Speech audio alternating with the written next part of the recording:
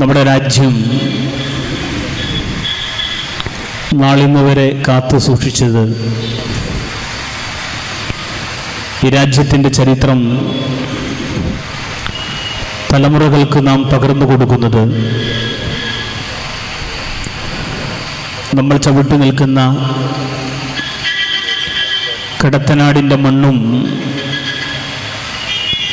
ഈ പ്രദേശത്തിൻ്റെ മനസ്സുമെല്ലാം ഐക്യപ്പെട്ടിരിക്കുന്നത് ഈ രാജ്യം, ഈ സമൂഹം പടുത്തുയർത്തിയിട്ടുള്ള സഹവർത്തിത്വത്തിൻ്റെ, സാഹോദര്യത്തിൻ്റെ ജീവിതത്തെയാണ്. സാംസ്കാരികമായ വൈവിധ്യങ്ങൾ ഉണ്ടായിരിക്കെ തന്നെ വ്യത്യസ്ത ആശയധാരകളെ ഏറ്റെടുത്തുകൊണ്ട് തന്നെ ആശയങ്ങളും പ്രവർത്തന രീതികളുമൊക്കെ ഭിന്നമായിരിക്കെ തന്നെ എല്ലാവിധ സാംസ്കാരിക വൈവിധ്യങ്ങളോടും കൂടി തന്നെ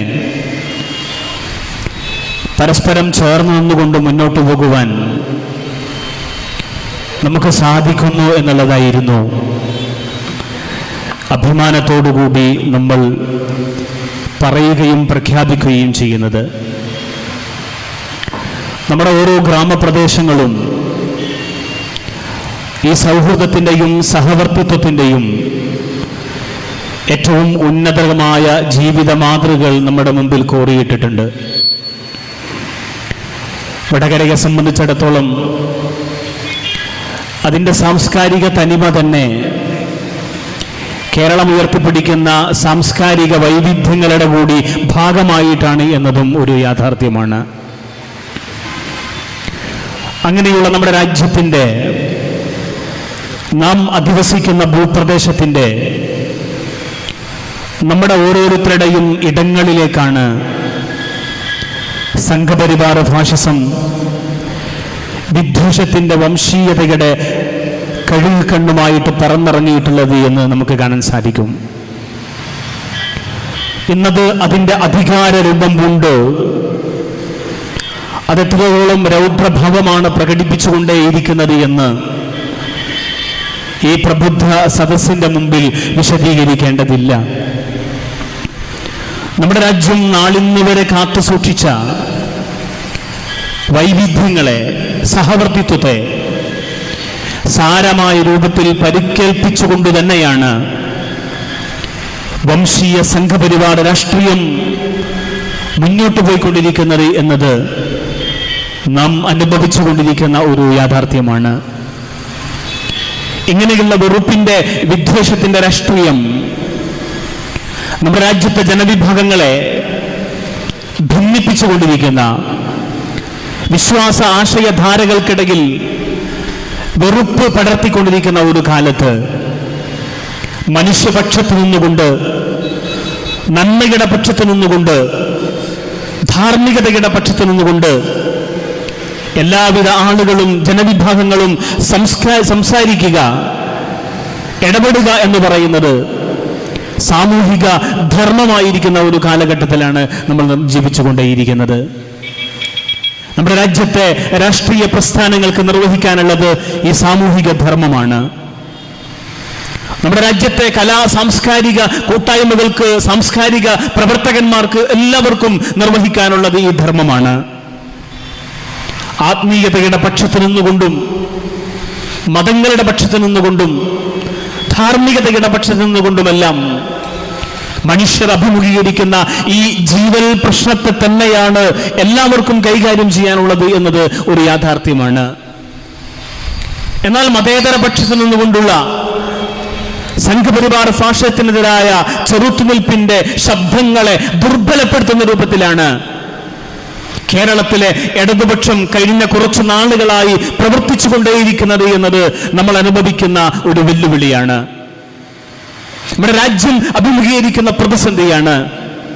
ഈ കേരളീയ ജനത അടക്കം പറഞ്ഞുകൊണ്ടിരിക്കുന്ന ഒരു യാഥാർത്ഥ്യമാണ് അത്.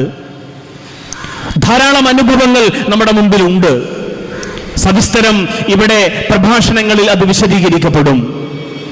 ഏറ്റവും അവസാനം CPIM-ന്റെ കോഴിക്കോട് ജില്ലാ സമ്മേളനം കഴിഞ്ഞതിന് ശേഷം ആ ജില്ലാ സമ്മേളനത്തിൽ പുതിയ ജില്ലാ സെക്രട്ടറിയായി തെരഞ്ഞെടുക്കപ്പെട്ട സഖാവ് മെഹബൂബ് അദ്ദേഹം നടത്തിയിട്ടുള്ള പത്രസമ്മേളനം ശ്രദ്ധിച്ചിട്ടുള്ളവരായിരിക്കും നമ്മൾ ഓരോരുത്തരും.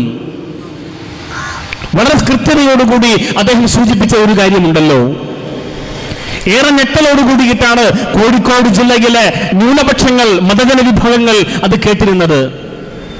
എന്തായിരുന്നു അദ്ദേഹം പറഞ്ഞത്? രാജ്യത്ത് വർദ്ധിച്ചു വരുന്ന ഭൂരിപക്ഷ വർഗീയതയെക്കുറിച്ച് സംസാരിച്ചപ്പോ, സംഘപരിവാറിന്റെ വംശീയതയെക്കുറിച്ച് പറഞ്ഞപ്പോ, കോഴിക്കോട് ജില്ലയിലും മുസ്ലിം സമൂഹങ്ങൾക്കിടയിൽ, ന്യൂനപക്ഷങ്ങൾക്കിടയിൽ വർഗീയ പ്രവർത്തനങ്ങൾ മുമ്പെന്നില്ലാത്ത വിധം വർദ്ധിച്ചുകൊണ്ടേയിരിക്കുന്നു.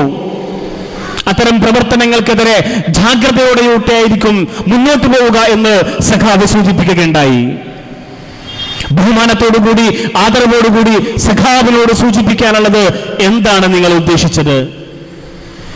ഏത് ജനവിഭാഗത്തെയാണ് നിങ്ങൾ വർഗീയതയുടെ തെരുവിലേക്ക് വലിച്ചെറിയുന്നത്? നിങ്ങൾക്കൊരു പക്ഷേ മതേതരത്വത്തിന്റെ അധിക ഭാരമേൽക്കേണ്ടി വന്നേക്കാം. നിങ്ങളുടെ പേര് സൂചിപ്പിക്കുന്നത് പോലെ ഒരുപക്ഷെ നിങ്ങൾക്ക് മുൻപില്ലാത്ത, നിങ്ങളുടെ നേരത്തെ ഉണ്ടായിരുന്ന ഉത്തരവാദപ്പെട്ട സെക്രട്ടറിക്ക് ഇല്ലാത്ത അധിക ഭാരം നിങ്ങൾക്ക് വഹിക്കേണ്ടി വന്നേക്കാം. നിങ്ങളുടെ രാഷ്ട്രീയ തമ്പുരാക്കന്മാരുടെ മുമ്പിൽ വിധേയത്വം ഉള്ളതുകൊണ്ട് ഒരു സമുദായത്തെ വർഗീയതയുടെ പേരിൽ ചാപ്പകുത്തരുത് എന്നാണ് വളരെ ഗൗരവത്തോടുകൂടി ഈ സന്ദർഭത്തിൽ സൂചിപ്പിക്കാനുള്ളത്. കോഴിക്കോട് ജില്ലയിലെ ഏത് സംഘടനകളാണ്, ഏത് ന്യൂനപക്ഷ വിഭാഗങ്ങളാണ്? കേരളത്തിൽ കോഴിക്കോട് ജില്ലയിൽ പ്രവർത്തിക്കുന്ന ധാരാളക്കണക്കിന് മുസ്ലിം സംഘടനകളുണ്ടല്ലോ, ന്യൂനപക്ഷ വിഭാഗങ്ങളുണ്ടല്ലോ, ദളിത് വിഭാഗങ്ങളുണ്ടല്ലോ. ഏത് സംഘടനകളാണ് ഈ ജില്ലയെ വർഗീയ പ്രവർത്തനത്തിന്റെ കൂത്തരങ്ങാക്കിയിട്ട് മാറ്റിയിട്ടുള്ളത് എന്ന് ഉത്തരവാദിത്തോടുകൂടി മറുപടി പറയാൻ ബഹുമാന്യനായ ജില്ലാ സെക്രട്ടറിക്ക് ബാധ്യതയുണ്ട് എന്ന് ഈ സന്ദർഭത്തിൽ ഉത്തരവാദിത്വ ബോധത്തോടുകൂടി തന്നെ സൂചിപ്പിക്കുകയാണ്. അതേസമയം വടകരക്ക് ചിലത് പറയാനുണ്ട്, കോഴിക്കോട് ജില്ലക്ക് ചിലത് പറയാനുണ്ട്, മലബാറിന്റെ മണ്ണിന് ചിലത് സൂചിപ്പിക്കാനുണ്ട്. അത് ഇപ്പോഴും നമ്മുടെ രാജ്യത്തിന്റെ മനസാക്ഷി മറന്നിട്ടില്ലാത്ത ചില കാര്യങ്ങളാണ്. കഴിഞ്ഞ ലോകസഭാ തെരഞ്ഞെടുപ്പിന്റെ പശ്ചാത്തലത്തിൽ കാഫർ സ്ക്രീൻഷോട്ടിന്റെ പേരിൽ നമ്മുടെ തെരുവോരങ്ങളിൽ അരങ്ങേറിയത് എന്തായിരുന്നു? ആരായിരുന്നു ആ വംശീയ വർഗീയ സ്ക്രീൻഷോട്ടിന് വേണ്ടിയിട്ട് പണിപ്പുരയിൽ പണിയെടുത്തത് എന്ന് ഈ രാജ്യത്തെ, ഈ പ്രദേശത്തെ ഏത് കൊച്ചുകുട്ടിക്ക് പോലും അറിയുന്നതല്ലേ? നിങ്ങൾ ആരെയാണ് കാണ്ടടിച്ച് വെടിവെച്ച് ഇരുട്ടിലാക്കിക്കൊണ്ടിരിക്കുന്നത് എന്ന് ഗൗരവത്തോടുകൂടി ആലോചിക്കേണ്ടതുണ്ട്. തീവ്രവാദത്തെക്കുറിച്ച് പറയുന്നു, ഭീകരവാദത്തെക്കുറിച്ച് പറയുന്നു, വംശീയതയെക്കുറിച്ച് പറയുന്നു, ന്യൂനപക്ഷ വിഭാഗത്തിന്റെയും ഭരണകൂടത്തിന്റെയും ഭൂരിപക്ഷ വിഭാഗങ്ങളുടെയും പ്രവർത്തനങ്ങൾക്കിടയിൽ സമീകരണ സ്വഭാവത്തിലുള്ള സംസാരങ്ങൾ നടന്നുകൊണ്ടേയിരിക്കുന്നു. ഗൗരവത്തോടുകൂടി കാര്യങ്ങളെ നോക്കിക്കാണണം. നമ്മുടെ രാജ്യത്തിന്റെ സമ്പത്ത് എന്ന് പറയുന്നത് മനുഷ്യ സമ്പത്താണ്. ആ മനുഷ്യരിൽ എല്ലാവിധ ജനവിഭാഗങ്ങളുമുണ്ട്.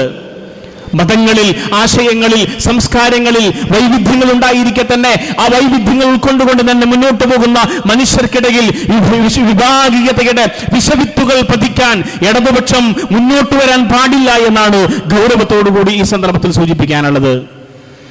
ജമാഅത്തെ ഇസ്ലാമി ഇന്ത്യയുടെ ധാർമ്മിക മനസാക്ഷിയുടെ ഉത്തമ പ്രതീകമാണ്. ഈ രാജ്യത്ത് നമുക്കിടയിൽ വ്യക്തികളും പ്രസ്ഥാനങ്ങളും അറിവായും അനുഭവമായും ജീവിച്ചുകൊണ്ടിരിക്കുന്ന ഒരു കാലത്താണ് നമ്മളുള്ളത്. ഇവിടെ സ്വാഗത ഭാഷണത്തിൽ മൊയ്തു മാസ്റ്റർ സൂചിപ്പിച്ചതുപോലെ ജമാഅത്തെ ഇസ്ലാമി ഈ രാജ്യത്തെ, ഈ പ്രദേശത്തെ, ഈ ഗ്രാമങ്ങളിൽ ഉൾപ്പെടെയുള്ള ഓരോരുത്തരുടെയും അനുഭവമാണ്. ജമാഅത്തെ ഇസ്ലാമിയുടെ സാംസ്കാരിക, വിദ്യാഭ്യാസ, സാമൂഹിക പ്രവർത്തനങ്ങളിൽ സഹകരിച്ചുകൊണ്ടിരിക്കുന്ന ആളുകളാണ് എന്നെ ശ്രമിച്ചുകൊണ്ടേയിരിക്കുന്നത്. ജമാഅത്തെ ഇസ്ലാമി ധാരാളക്കണക്കിന് വിമർശനങ്ങൾ ഏറ്റുവാങ്ങിയിട്ടുണ്ട്.